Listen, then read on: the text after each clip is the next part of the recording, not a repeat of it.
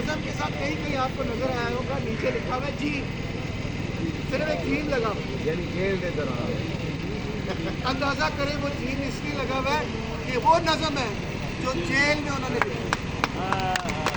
ये वो अजीब शख्सियत, अगर जो इसकी कलम का हुनर था, पाकिस्तान टाइम्स के एडिटर, अंग्रेजी अखबार के एडिटर, साथ ही इमरोज़ के एडिटर, उर्दू अखबार के भी साथ ही एडिटर, दो मुख्तलिफ ज़बानों में दोनों में एडिटर, बड़े अखबारों के बड़े अखबार, सबसे बड़े अखबारों में अरबी जानते, फारसी जानते, अंग्रेज़ी जानते, उर्दू में 100 सालों में ऐसा शायर नहीं पैदा, 100 सालों में ऐसा शायर नहीं पैदा हुआ।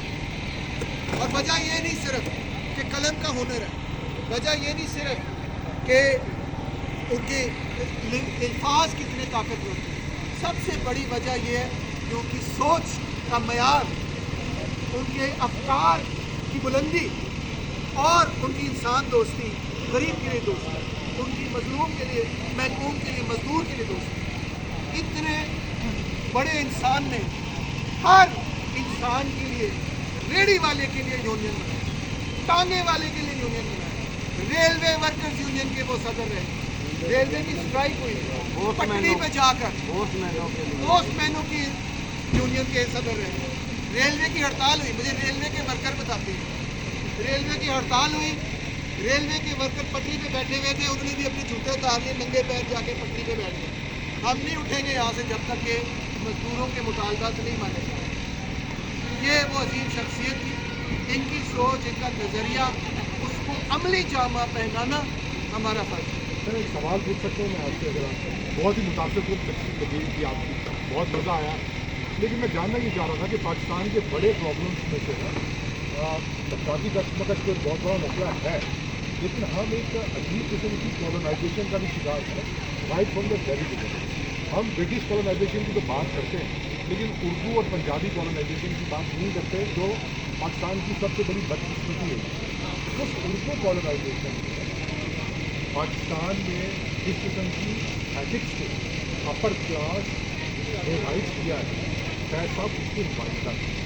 बदकिस्मती की बात यह है कि ये कॉन्ट्रडिक्शन कि खुद सियालकोट की पंजाबी होने के बावजूद आप उसे, मैं एक छोटी सी अगर आप कहते तो मैं चुप हो जाऊँ, अगर आप कहते तो हम जानते हैं कि कैपिटलिज्म की जो विक्ट्री है ओवर मार्क्सिज्म या न्यू मार्क्सिज्म या फ्रैंकफर्ट स्कूल कहते हैं आप, या कह लें वोकिज्म कहते हैं, यहाँ तक पहुँचने में जो सबसे बड़ी विक्ट्री हुई है वो एक मॉडल है जिसको हम फ्री मार्केट का या न्यू लिबरल का मॉडल कहते हैं।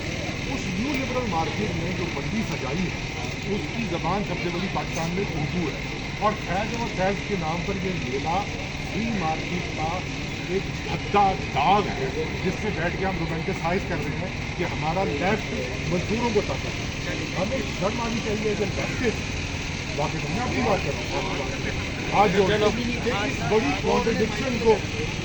कॉन्ट्रडिक्शन को हम कैसे इग्नोर कर रहे हैं।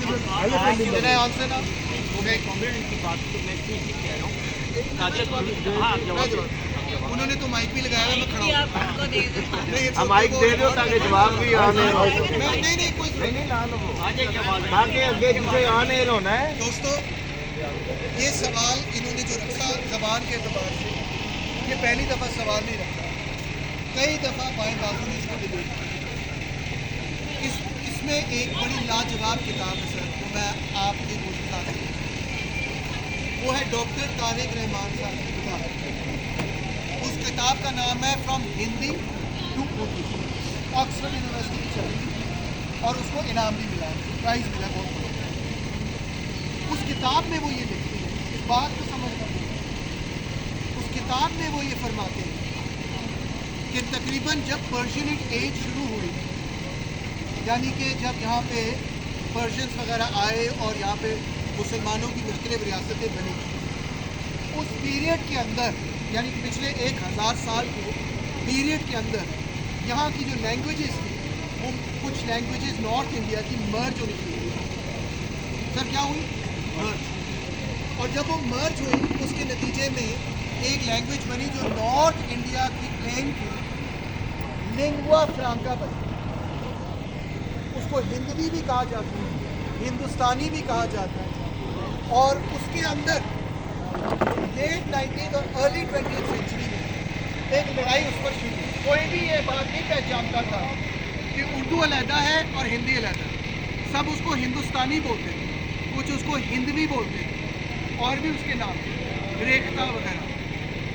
اب جب نیشنلسٹ موومنٹ ابھری اینٹی کلونیل، اس کے اندر ایک تقسیم پڑی۔ اس سے پہلے کہ اردو کے ہندو شاعر بھی آپ دیکھیں، مسلمان شاعر نینو کا اور ہندی کے لفظ استعمال کرتے ہیں، اور ہندو شاعر اردو کے لفظ استعمال کرتے ہیں، کیونکہ وہ اس چیز کا تصور ہی نہیں رکھتے تھے کہ یہ ہندی کا لفظ ہے، یہ اردو کا لفظ ہے۔ اب کیا ہوا، پہلے ہندی لینگویج موومنٹ چلی، پھر اردو لینگویج موومنٹ چلی، اردو والوں نے عربی ڈالنی شروع کر دی ہندی کے اندر، اور اور دوسری طرف انہوں نے سنسکرت گھسیڑنی شروع کر دی، ڈالتے گئے ان کو علیحدہ کر دیا۔ آج بھی سر دیکھیں، شاہ رخ خان یہاں آ کے اس کی فلم لگا دیں، پورا پاکستان سمجھ سکتا ہے اسے، کسی کی بھی انڈیا کی فلم لگا دیں، پاکستان کی وہاں لگا دیں، وہ سب سمجھ سکتے ہیں، ایران کی لگا دیں نہیں سمجھیں گے، افغانستان کی لگا دیں کے پی کے علاوہ نہیں سمجھیں گے، ہندوستان کی لگا دیں سب دیکھتے ہیں ہندی، تو ہاں جی عربی بھی سمجھ نہیں آتی، ایگزیکٹلی نہیں سمجھ آئی، آج تک نہیں آئی، کل میں تو لاوا۔ تو سر بات یہ ہے کہ یہ ایک لنگوا فرانکا نارتھ انڈیا کا ہے، اور جب پروگریسو رائٹرز موومنٹ 1930s میں جب اپنا بڑے سجاد ظہیر صاحب نے آکسفورڈ میں اس کو اکٹھا کرنا شروع کیا، اس پہ ڈاکیومنٹس ہیں، تو انہوں نے سب سے اس وقت جو آبجیکٹیوز تھے انہوں نے لکھا اس پہ، ہم نے کے پاس ساری اس کی آرکائیوز بھی ڈیٹیلز بھی پڑھی، انہوں نے لکھا کہ اس وقت جو ہم کرنا چاہ رہے ہیں وہ یہ ہے کہ برٹن کے خلاف ہم نے اپنے آپ کو موبلائز اور آرگنائز کیا، انڈیپینڈنس کے لیے ہم نے کیا۔ اس کے لیے انہوں نے کہا کہ ہمیں ایک نارتھ انڈیا کے لیے کم سے کم یونیورسل کینوس کی ضرورت ہے، براڈ کینوس کی ضرورت ہے۔ کبھی بھی کسی ان میں سے سوچ رکھنے والے کے ذہن میں یہ بات نہیں تھی کہ ہم نے ہمیشہ ایکسکلوسیولی اردو میں بات کی یا ہندی میں کرنی۔ انہوں نے کہا فی الحال ہم نے براڈ کینوس پہ بات کی۔ ہاں دوسرے حوالے سے بھی پنجابی کی شاعری فیض صاحب کی موجود ہے، ربا سچیا تو تے آکھیا سی جاوے بندیا جگ دا شاہ، رائٹ؟ تو اس یونیورسل کینوس کو انہوں نے استعمال کرنا شروع کیا۔ سر میری بات اب اس بات کو سمجھنے کی ضرورت ہے کہ اگرچہ پاکستان کے اندر طبقاتی نظام جس طرح سے ڈیولپ ہوا، اس میں اردو ایک اسٹیٹس رکھتی ہے، کیونکہ آفیشیل لینگویج بھی بنی، بنگالی کو بھی ڈینائی کیا، جہاں کی مقامی زبانوں کو بھی ڈینائی کیا، اور اس کی وجہ سے وہ ایک سرٹن کلاس میں اسٹیٹس میں آئی۔ مگر جب فیض صاحب نے شروع کیا تھا یہ پری پارٹیشن سے ہی سارا سلسلہ تھا، ایک بات۔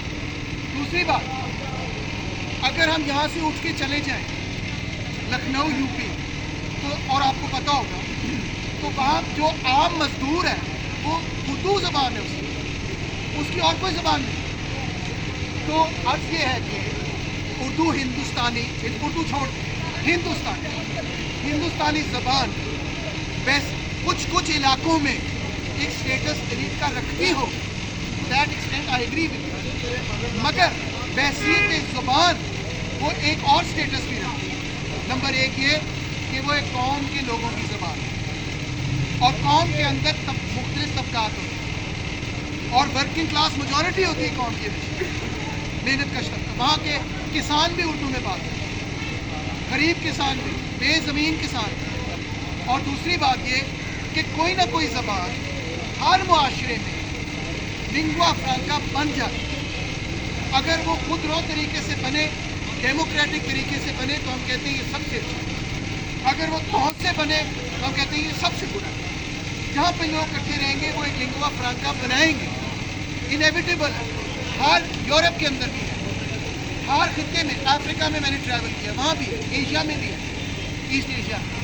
तो यहाँ भी है, उर्दू नहीं, वो हिंदुस्तानी। अपनी बात मुकम्मल हो जाए फिर आप, वो हिंदुस्तानी।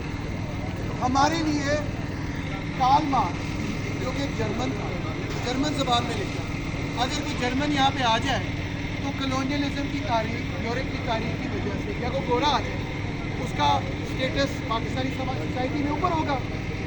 अगर आप ये देखिए, जर्मन ज़बान में अगर वो लिखता था, वो भी लीड से था, या वो अंग्रेज़ी ज़बान में एंगल्स लिखता था, वो तो बुर्जुआ था। तो लिखता क्या था? या ये लिखता था कि ये ज़बान जो है, इसके अलावा बाकी सारी ज़बानें बेकार हैं? क्या ये लिखता था कि तमाम ज़बानें हमारे दिल के करीब हैं और दुनिया भर के मेहनत कशों को हमने इकट्ठा करना है और तमाम ज़बानें बराबर होनी चाहिए, और ये भी कि तमाम ज़बानों के लोगों को हम कौम तस्लीम करते हैं और उनकी हक़ खुद इरादियत और हक़ अलहदगी को भी तस्लीम करते हैं। इससे बड़ी क्या बात हो सकती है? क्या उसने ये कहा कि क्योंकि मैं उर्दू में लिखता हूँ तो मेरी सारी इस वजह से इज्जत करेंगे? क्या उसने ये कहा कि मैं सरमायादारी, जागीरदारी और इस फिरौनियत के निज़ाम के ख़िलाफ़ रेलवे वर्कर्स के साथ, तांगा वर्कर्स के साथ, वो गरीबों के साथ हूँ, मैं उसके लिए जेल जाने के लिए तैयार हूँ, मैं उसके लिए जो सजाए मौत की कोठड़ी है उसमें बैठने के लिए तैयार हूँ। मरने लगा था ये बंदा, फांसी लगने लगी थी इस बंदे को। आज भी नहीं सर, मेरी बात जलावतन भी होता है। जिलावत वो क्या हुआ? आप भी करें तकरीर तो तकरीर तो क्यों कर रहे हो रही है ना? एक बंदा बात सुने अपनी सबसे बड़ी कुर्बानी देने के लिए तैयार था। किसके लिए? एलीट के लिए, पाकिस्तान के सरमायादारों के लिए, जागीरदारों के लिए नहीं। उसने कुर्बानी दी। अगर उसने मौत के फंदे को चूम कर वो वापस आया, गरीबों के लिए और पंजाबियों के लिए नहीं आया, उर्दू स्पीकिंग के लिए नहीं आया।